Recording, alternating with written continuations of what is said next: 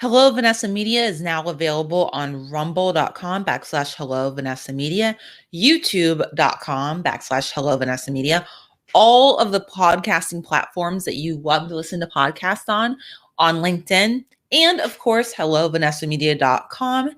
And you can sign up for a newsletter on HelloVanessaMedia.com/info.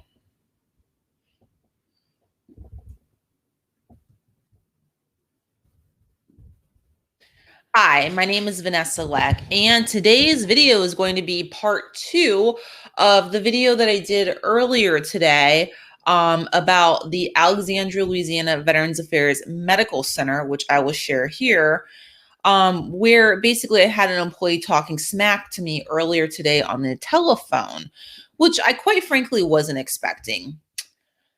You would think that these people would know better by now than to pick me as the person they're going to talk smack to.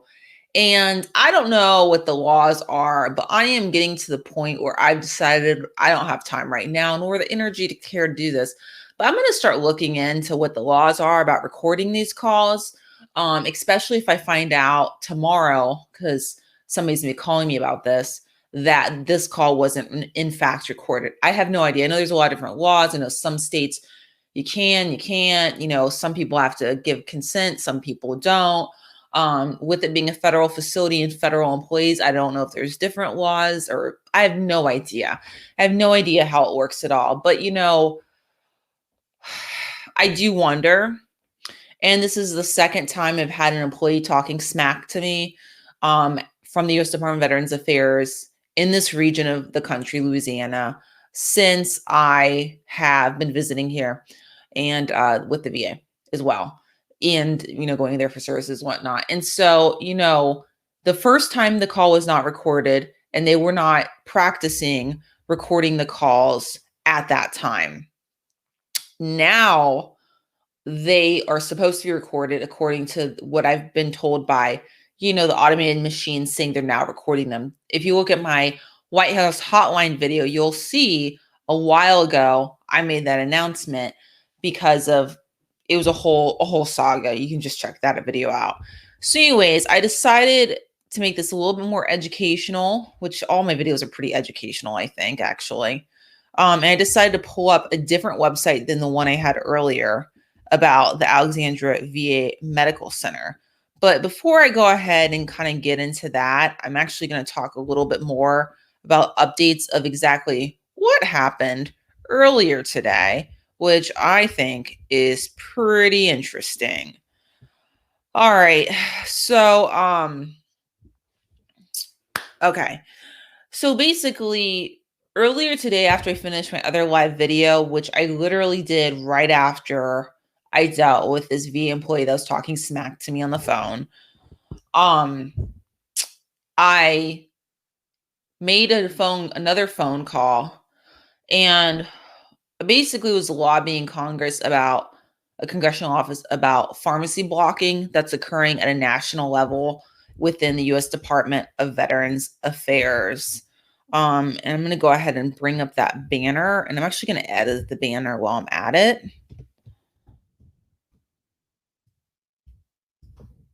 Okay. All right, there's the banner. So VHA stands for Veterans Health Administration. Yeah, that's right. VHA Pharmacy Handbook 1108.05, page 19, paragraph K, is what I was told by the Alexandria Louisiana Veterans Affairs Medical Center pharmacist, one of the supervisors or whatever. I was able to confirm with the Congressional office a national policy they've created, which they interpret in a self-serving way for these managers to keep more lockdown control of the military veterans that are eligible for services there, to where they cannot receive anything from the pharmacy that could possibly be received from a pharmacy, period, unless it's being prescribed by the U.S. Department of Veterans Affairs employee prescribers or the U.S. Department of Veterans Affairs in-network community care, which is basically the insurance network that's affiliated with the U.S. Department of Veterans Affairs. So if it's not coming from those two places, veterans don't even have a chance to try to get the prescriptions filled. But then also, I found out today that it's even more complicated than that. So like if, you know, John Doe veteran gets a prescription from Jane Doe prescriber employee at the VA, like that prescription can still be potentially denied. And it has to do like whether or not it's in their formulary, I think is the word. This is really weird because I'm not really up on this. I'm not a pharmacist, okay? I just learned about this stuff today. And then like basically it sounds like stuff can be potentially like denied even after a VA prescriber prescribes it. And so the point I'm making is there's a lot of pharmacy blocking going on here, and it's really challenging to access the U.S. Department of Veterans Affairs pharmacy, even if you're an eligible veteran. I am learning. Like, it's ridiculous. And I'm not talking about like addictive drugs or narcotics or like controlled substances or drugs that are high risk for diversion. No, I'm talking about like anything. My husband made a joke that the U.S. Department of Veterans Affairs would probably make it hard to just get an ibuprofen from their pharmacy. And I think he is absolutely right because it's just outrageous the roadblocks they have in place to make it to where it's very inaccessible, the pharmacy is the U.S. Department of Veterans Affairs. And this is a really life or death issue for some veterans. I mean, there are some veterans out there that have terminal illnesses and there are people out there going and trying to get second opinions or trying to get medical care outside the U.S. Department of Veterans Affairs for various medical reasons. And, they're trying to access the pharmacy to obtain life-saving or life-extending prescriptions, and they're being denied. I mean, it's just absolutely outrageous. And in order to even attempt to get it approved, if it came from the outside, you got to bring like your whole medical file, basically, of the progress notes is what I was told.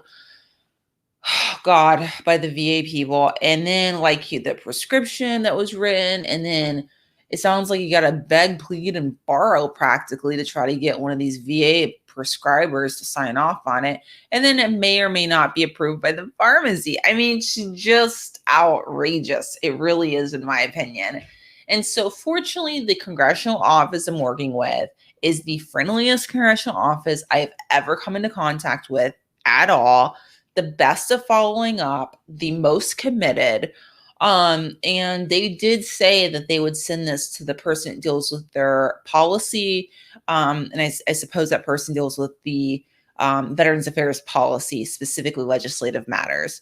And, I'm not holding my breath that anything's going to change overnight really related to this dysfunctional policy that needs to change and stop being interpreted this way.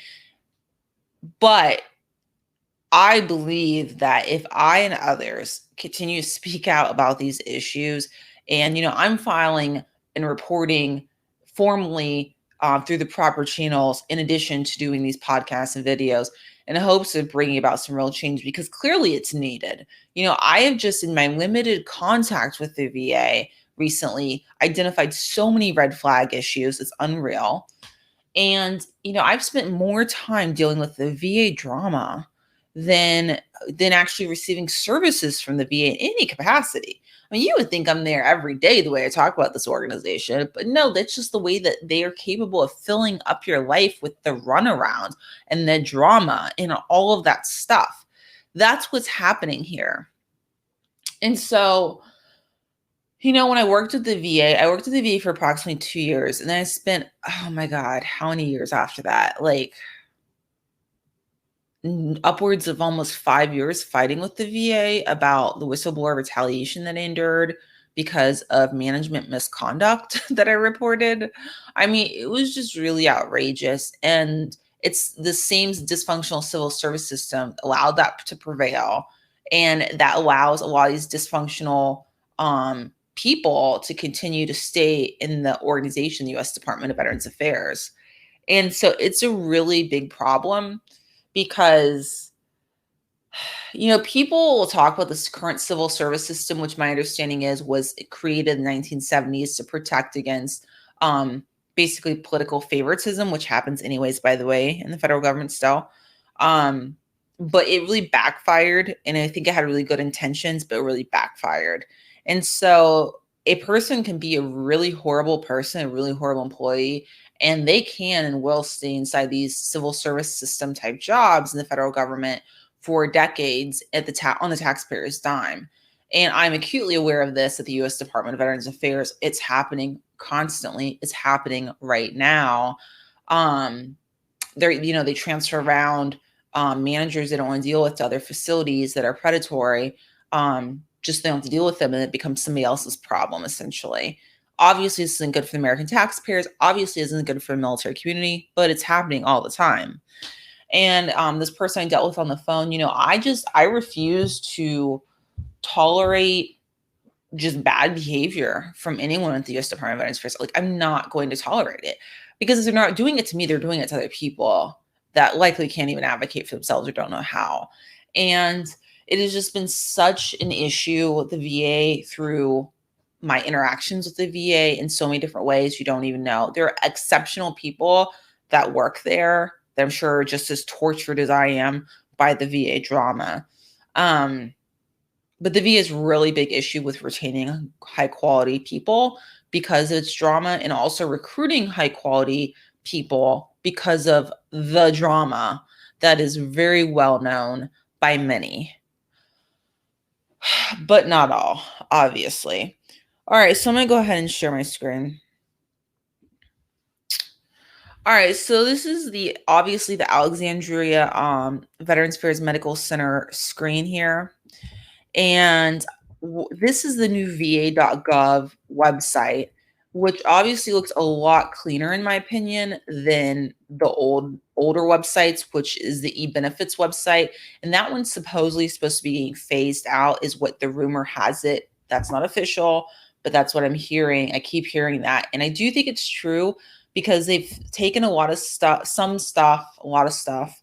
It looks like, of course, there's just so much stuff on these websites, and moved it from Ebenefits to like the VA.gov website. I even saw that as recently as tonight. So this is obviously the location of the big VA, is what I call it. It's the parent VA of all the smaller VAs that surround it in the area, to the best of my knowledge.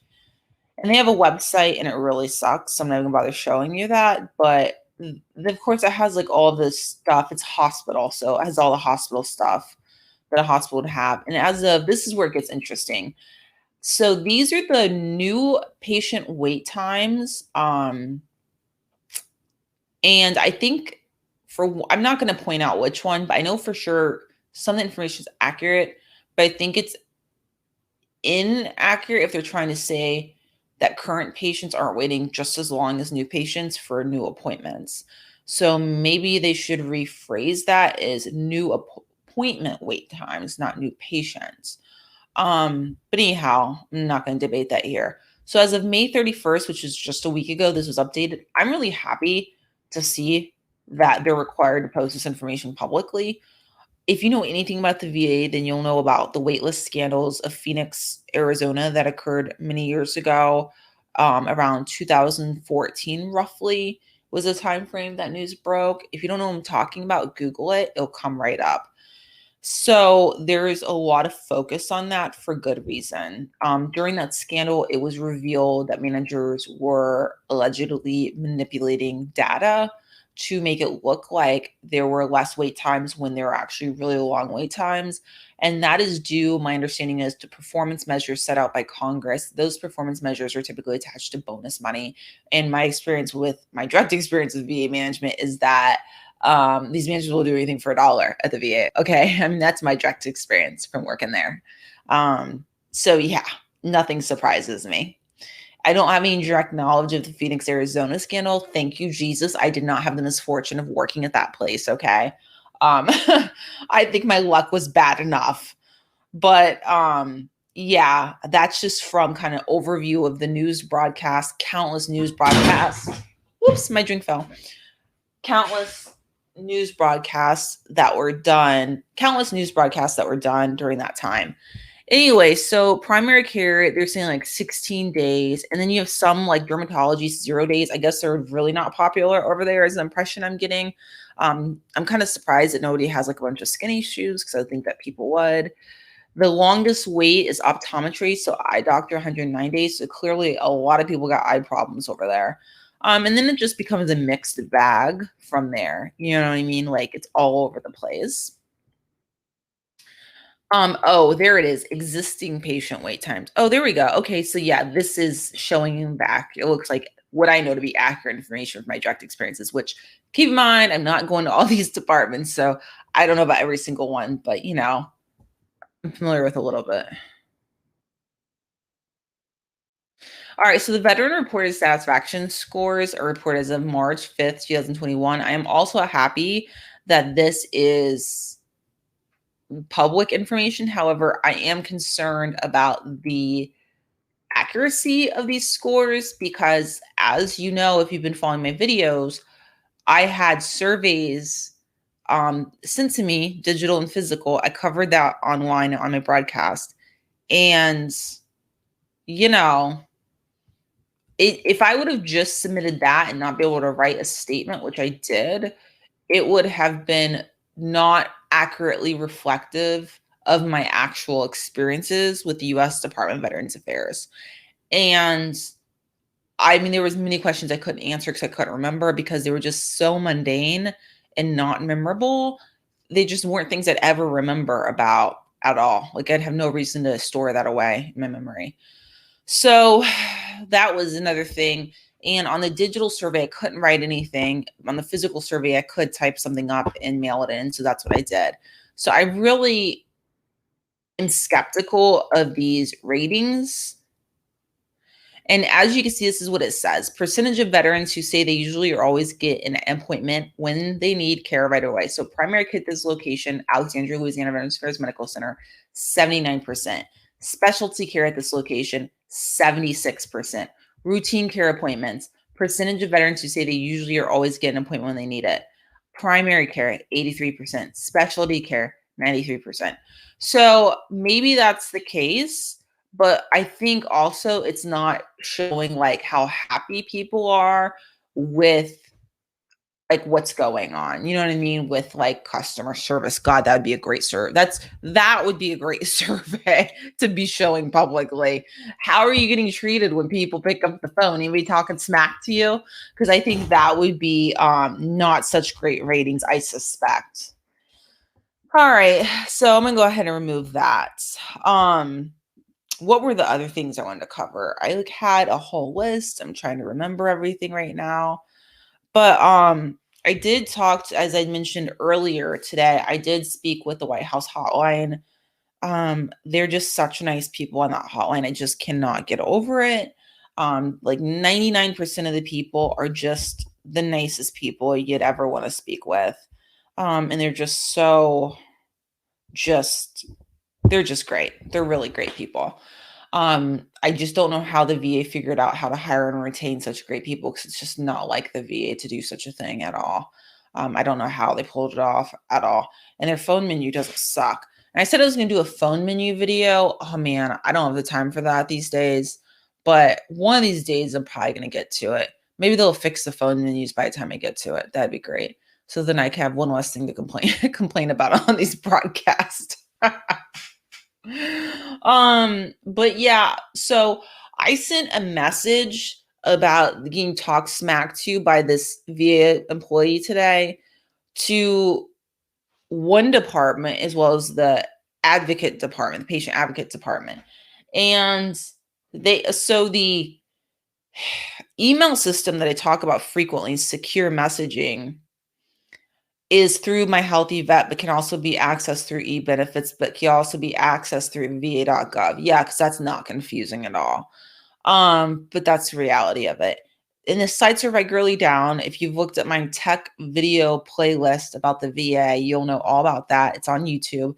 But I've also posted the same videos on Rumble. You just have to kind of scroll down to see it. And obviously there's podcasts to listen to, but there's a lot of visuals in my videos. So be benefited if you want to see the visuals to look at the videos. Otherwise, you can just listen. I don't care. Anyways, and so The websites are frequently down. The email system is super glitchy. Today, I was trying to respond to emails and send emails to the VA people, and they were not sending. They frequently, if you type up an email and click send, it'll say it's sent, but it never sent. And it may never not even saved it.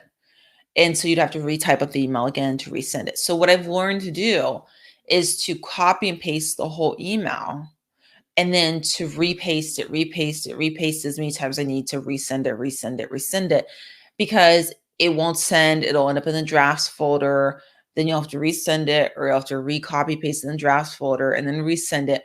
I mean, I've had to do this upwards of like 5 times over here, guys. Okay, gals. I mean, it's just ridiculous. So it's a very glitchy system. Again, this organization is investing billions with a B, billions of dollars of tax money, and yet cannot figure out how to get an email system to work properly. And it just amazes me because like I am just like a little business owner. Like I just have like a little company. Like it's just me and whoever other companies I hire on to assist with different types of work. And yeah, even I can figure out email. I can figure out a website. I can figure out all these things, software. So like, why is it the U.S. Department of Veterans Affairs with their multi-billion-dollar budget cannot figure out email, cannot figure out a website, cannot figure out, software? Like, how is that even possible? It's like the more money you give these people, the more dysfunctional they get. It's just absolutely boggles my mind. It really does. And then, that employee that was talking smack to me earlier, I forgot, because my mind was so blown by that whole interaction that, the person was saying, when I asked them to email some information that was being discussed, that they gave me a huge attitude, and they're like, "Oh, I don't use MyHealtheVet. Like, I don't use email." They're basically like communicating like, "I don't use technology." Okay, keep in mind, they're an employee of the U.S. Department of Veterans Affairs, an organization that is spending billions of dollars on technology. Yet they have employees, and this is not the first damn time I've heard of something like this from one of their employees, given their veterans' attitudes and bad attitudes and saying like, "Oh, I don't use that technology. I don't use that system." But that's a part of your job. Like that's a part of your competency in that job, in that organization, is to learn how to use technology that your organization is paying billions of dollars to implement. Okay. Rather unsuccessfully, let's be honest. I mean, it's just a mess, a hot mess, a pile of steaming mess. But whatever the case, it's still a multi-billion-dollar endeavor. It's like, gee, why don't we invest some energy and figure out how to use it? And that's the problem. Like, you need to have people all in when you work at the U.S. Department of Veterans Affairs. You really do, in order for it to work, because it's just a mess over there. And, I remember when I went to work at the U.S. Department of Veterans Affairs, it was something I'd worked towards for years. Like the position I held was a healthcare type position. And I'd worked for years to obtain the necessary credentials just to qualify for that position. And I was so excited. For me, it was an honor to be able to work with the military community. And of course, it's a mixed bag, of who and how you're working every day and stuff. But it was an honor for me, and I was totally invested in it. And being a part of the military community myself and being a military veteran, for me, I was eager to learn as much as I could about the organization and all of its different branches, because I'm like, I can help other veterans and the people in the military community. And then I can also help myself, and I'm going to learn so much. And it's so great. And I was like so excited and so invested. But I frequently found that my enthusiasm was not shared by most of the VA employees that I came into contact with whatsoever. And instead, quite the opposite was true. There was no sense of urgency from a number of the employees to do their jobs so that the military community could be served and the people that are trying to help them could also be served as well, because that's necessary for them to be supported in their work. And the lack of productivity and the high level of dysfunction, it was awful. It was just absolutely awful when I worked there. Like, I just couldn't even handle it. It was so awful. And then, of course, the misconduct and then the whistleblower retaliation. I mean, it's just so much to deal with. And after I quit in 2015, winter 2015, my understanding is things just got a lot worse after that in all ways possible. And it's hard to imagine things could get worse, because when I worked at the VA, it was really, really, really, really, really, really, really bad. And I can't imagine it getting worse, but it did. It did. It's well reported in the news. It's well reported by the U.S. Department of Veterans Affairs Office of Inspector General, which is super, let's put that banner up, which is super independent of the VA, fortunately. Thank you, Jesus.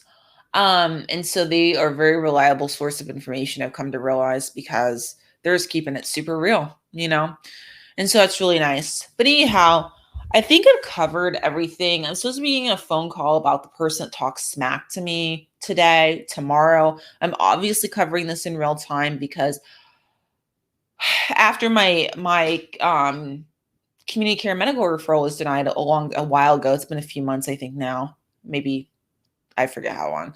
Anyways, that obviously sprung me into action and motivated me to really publicly advocate for change, because there's a lot of veterans I've encountered through the years who were bitter and angry, and I couldn't understand why.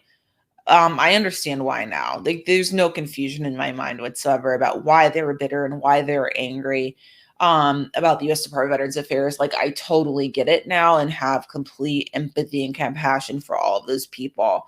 But the reality is, like, sitting around and just complaining to our friends and our long-suffering family members and spouses really isn't enough to affect change. It really requires us to pick up the phone, to pick up a device, to communicate verbally, to communicate electronically, to our congressional representatives, to advocate and demand change of policy and of law, to where the things that are happening that are bad at the U.S. Department of Veterans Affairs are forced to change, which is how we have the new legislation that we've had, like the 2017 Accountability Act, which I think could be much improved by removing the civil service system, to be completely frank with you.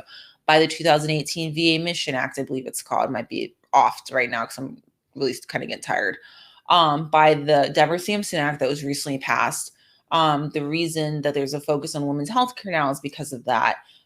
So, the change is possible, but it takes us really advocating. I could be complaining just to my husband about all these issues, which let me tell you, he's heard about plenty daily for years now. But instead I'm broadcasting it because it needs to be broadcast. It's just reality of it.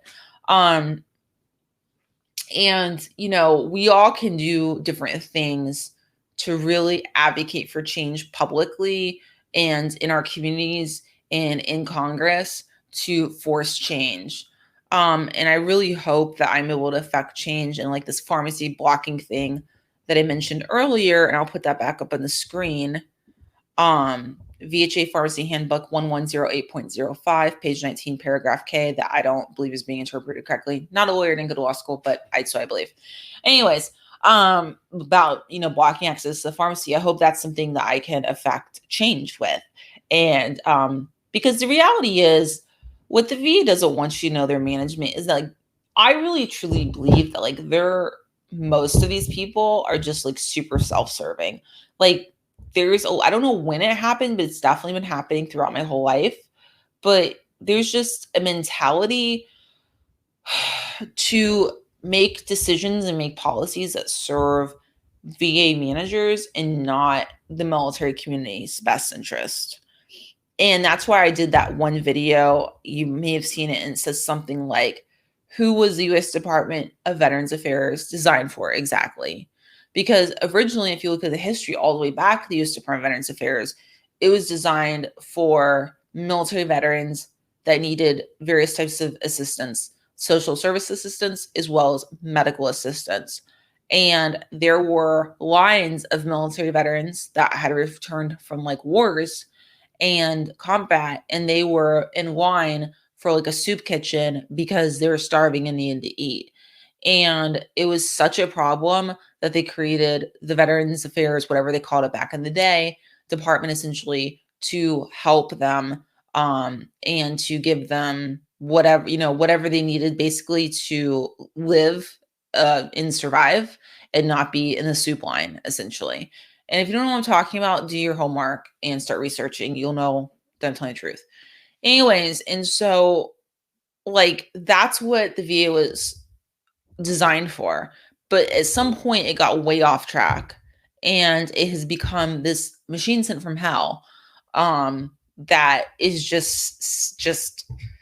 just making life very difficult for members of the military community at times, as well as the people that try to serve them that work there that are honest and not like bad people, terrorizing other people and harassing other people at work and whatnot. Okay, so 31 minutes and 8 seconds. That's the video, guys. That's the podcast today. So I wish you all the best. Don't forget, rumble.com/Hello Vanessa Media. Subscribe. Now available also on youtube.com/Hello Vanessa Media. Subscribe. All podcasting platforms. You can follow there on LinkedIn if you're there. And HelloVanessaMedia.com and HelloVanessaMedia.com /info. There's an email list. I wish you all the best. Bye.